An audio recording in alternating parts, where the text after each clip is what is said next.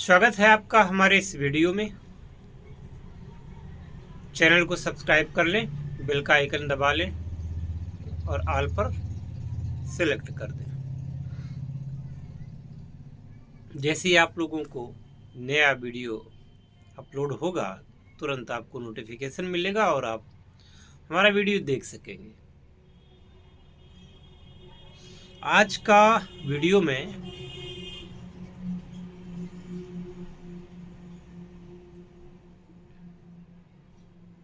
समर्पित करता हूं उन लोगों को जिन लोगों ने कल यानी कि रविवार को हमारे लाइव में पितरों के होने की बात कही थी। कुछ लोगों ने पूछा था कि क्या वास्तव में पितर होते हैं, क्या पितरों का वजूद है और क्या पितरों की पूजा करनी चाहिए। तो आज का ये वीडियो मैं उनके लिए ही बना रहा हूँ, उन्हीं को समर्पित है। मैं आप सभी को बताना चाहता हूँ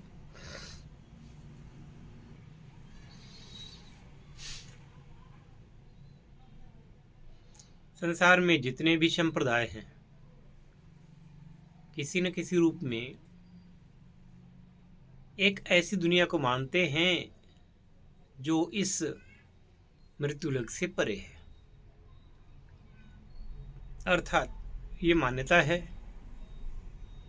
संसार के हर क्षेत्र में, हर देश में ये मान्यता पाई जाती है कि मृत्यु के बाद भी जीवन है। एक पुस्तक भी लिखी गई है, लाइफ आफ्टर डेथ, एक मृत्यु के बाद का जीवन। क्या परलोक होता है, क्या पितर होते हैं, मैं दूर की बात नहीं बताऊंगा। मैं आपको ऐसी जगह की बात नहीं बताऊंगा जहां मैं गया नहीं हूं।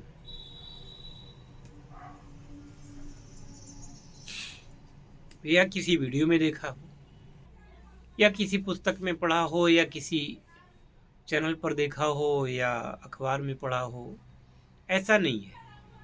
मैं आपको बात बताता हूं अपने गांव की, मेरी जन्मभूमि।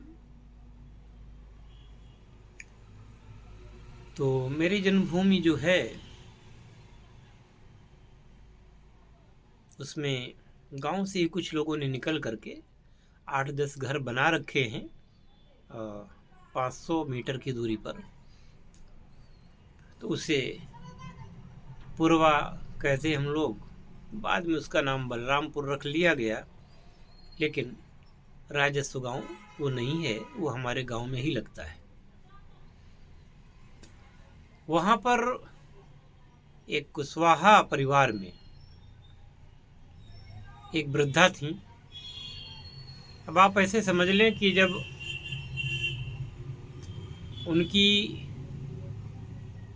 वो जीवित थी उस समय भी उनके जो लड़के थे वो 80 साल तक के थे। तो आप समझ लीजिए कि वो, ऐसा कहा जाता था कि मृत्यु के समय उनकी आयु 106 वर्ष की थी।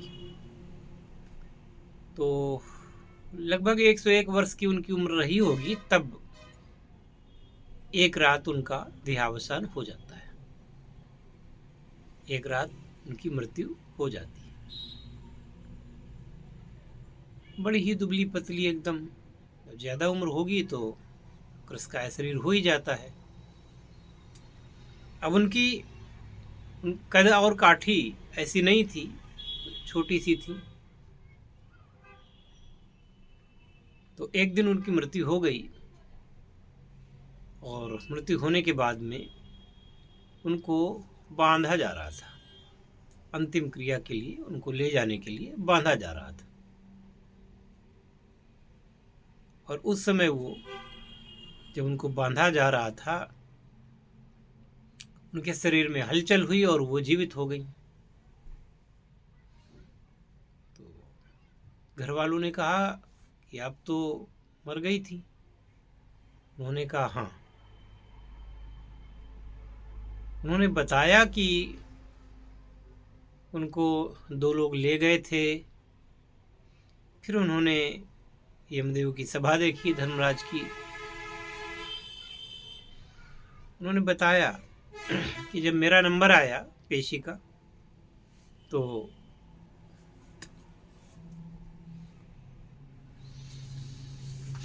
कुछ किताबें देखी गई और उन्होंने कहा कि अरे इनकी तो अभी मृत्यु थी नहीं। तो उन्होंने कहा अब तो मैं यहाँ आ चुकी हूँ, अब मैं घर वापस नहीं जाना चाहती। लेकिन उनको वहां से धकेल दिया गया। वो बताती थी कि उनको धकेल दिया गया और वो आकर के पुनः अपने शरीर में आ गई।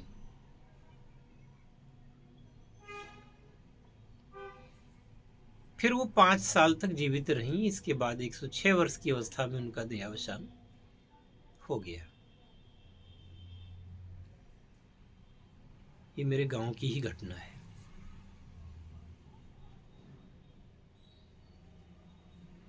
इसी प्रकार से और व्याख्यान मिलते हैं।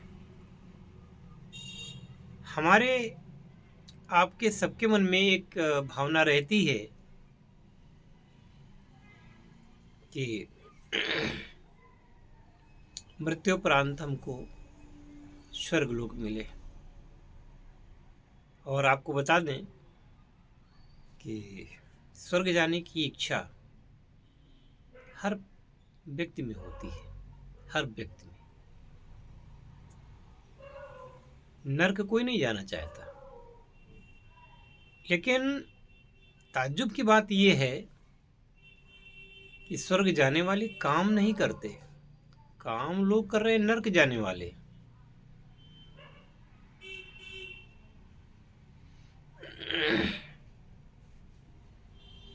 अब जब काम नर्क जाने वाले करोगे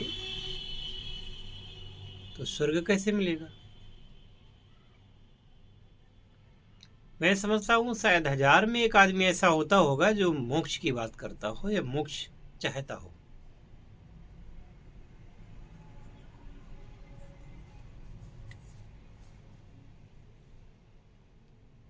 सभी स्वर्ग चाहते हैं।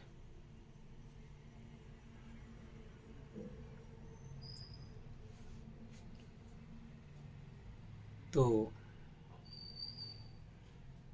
जो भारतीय वाङ्मय में व्यवस्था है उसमें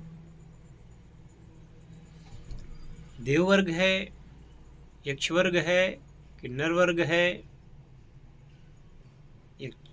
यक्षवर्ग तो है ही है, और ये अप्सरा वगैरह का वर्ग है।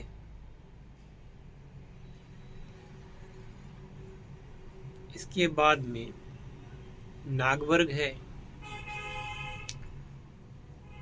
सिद्ध वर्ग है, राक्षस वर्ग है। इन सब वर्गों का वर्णन आता है। इसके बाद में एक पितर वर्ग भी है, पितर लोक की बात करते हैं।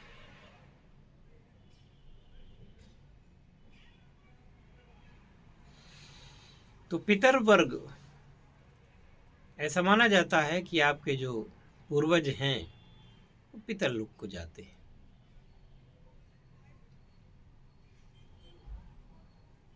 ऐसी मान्यता है। और जो लोग अपने जीवन काल में अपने पितरों की सेवा नहीं कर सके हैं, वह लोग पितर पूजा इत्यादि करके, पितरों का श्राद्ध करके उनको प्रसन्न करने का प्रयत्न करते हैं। वैदिक साहित्य में ऐसे बहुत सारे मंत्र भी हैं, विधान भी है, जिससे पितरों को शांति मिले।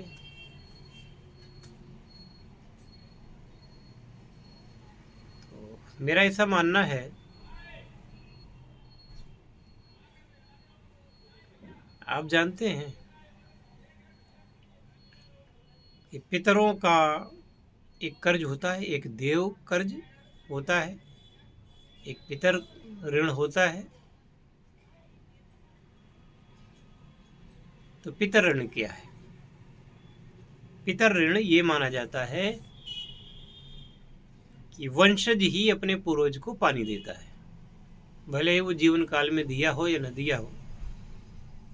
पर ऐसी भारतीय मान्यता है कि पितरगण क्वार मास के कृष्ण पक्ष में आते हैं और आकर के रहते हैं। उस समय उनकी यथोचित पूजा करनी चाहिए। हालांकि पितरों का श्राद्ध वगैरह आप कभी भी कर सकते हैं, अमावस्या पूर्णिमा को कभी भी कर सकते हैं।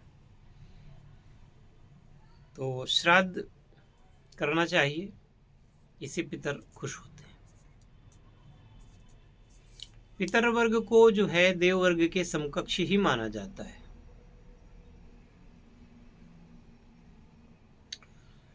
परंतु वही बात मैं फिर दोहराऊंगा कि जीवित माता पिता, जीवित दादा दादी, नाना नानी, ये जो भी हो, मन वचन कर्म से उनको कभी भी दुख ना पहुंचाना। अब मन वचन कर्म आ गया तो सब कुछ इसमें ही सन्निहित हो गया। हमेशा उनका सम्मान करें। तो ये पितर सेवा पितर श्राद्ध से ज्यादा उपयोगी है।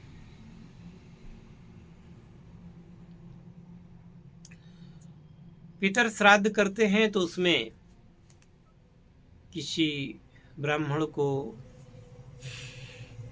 कुत्ते को, गौ को, कौवे को, इनको आप भोजन कराते हैं और ऐसा मानते हैं ये भोजन हमारे पितरों को मिलेगा, ऐसी मान्यता है। लेकिन आपके माता पिता जीवित हैं और आप उनको अगर भोजन करा रहे हैं, आप उनको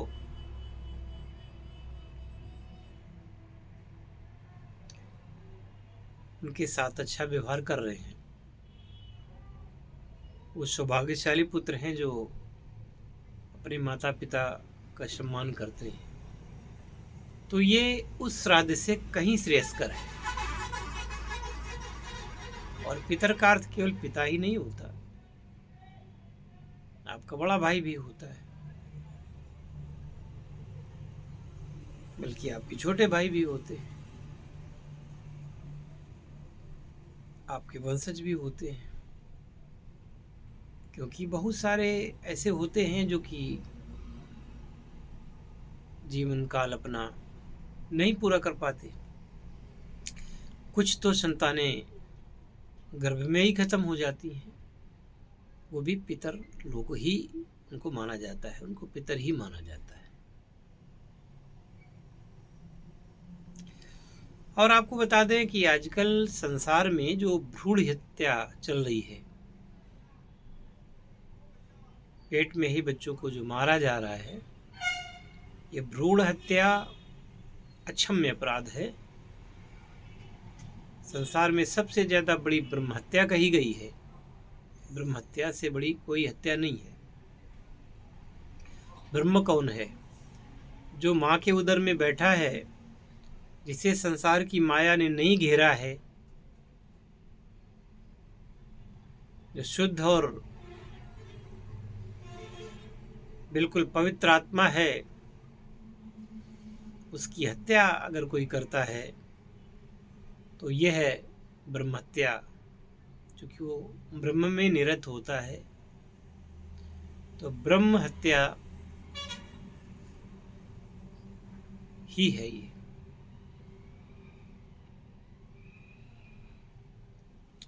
तो इस प्रकार के कर्मों से बचना चाहिए। और मैंने बात शुरू की थी कि स्वर्ग से भी जाना चाहते हैं, नरक कोई नहीं जाना चाहता। शुचिता पूर्वक जिए, शाकाहारी होकर रहे, न केवल अपने माता पिता, भाई बंधु, रिश्तेदारों का, बल्कि समाज में जो भी हैं, समाज में किसी भी जाति का व्यक्ति हो, कभी उसको आपने चाचा, दादा, बाबा कुछ तो कहा होगा। हो सकता है कि वो आपके रक्त संबंधी न हो, खून के संबंध ना हो आपके, पर कोई ना कोई तो संबोधन आप उनको देते होंगे, उद्बोधन आप देते होंगे। तो किसी को भी मन वचन कर्म से कभी दुख न पहुंचाया जाए। तब मैं समझता हूं कि आप सुख पाने के अधिकारी, स्वर्ग के अधिकारी हो सकते हैं। न केवल मनुष्यों में बल्कि जंतुओं पर भी, जीवों पर भी दया करें। हमारा सनातन धर्म ही एक ऐसा है, संसार में पहला और आखिरी धर्म ऐसा है जो जीव मात्र के लिए अहिंसा का उपदेश देता है, सारे जीवों के लिए।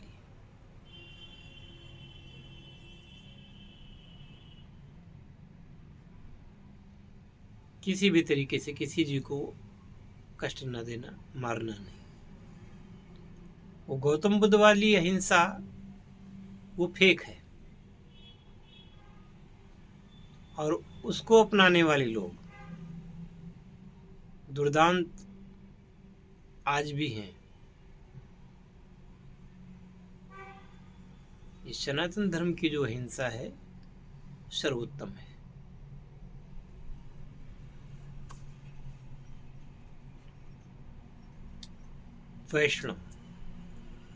वैष्णव हैं,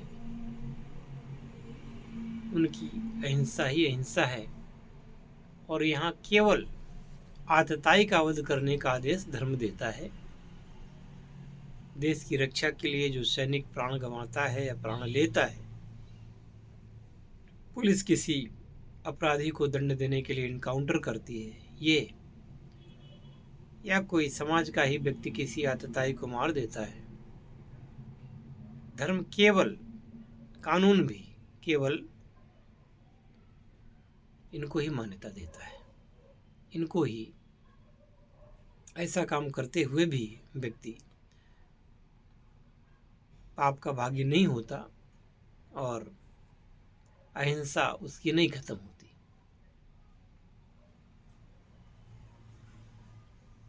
बाकी चींटी तक को मारना अहिंसा के अंतर्गत नहीं आता। चींटी तक को आप मारते हैं तो वो हिंसा ही कही जाएगी। तो आप लोगों के लिए, जिन लोगों ने कल वीडियो पितरों के बारे में पूछा था, उनके लिए मैंने ये वीडियो भेंट करता हूँ। आशा है कि आप समझ गए होंगे, और देखते रहिए हमारे चैनल्स। हरिओम तत्सत। जय शिव शंकर, जय भोलेनाथ, हर हर महादेव।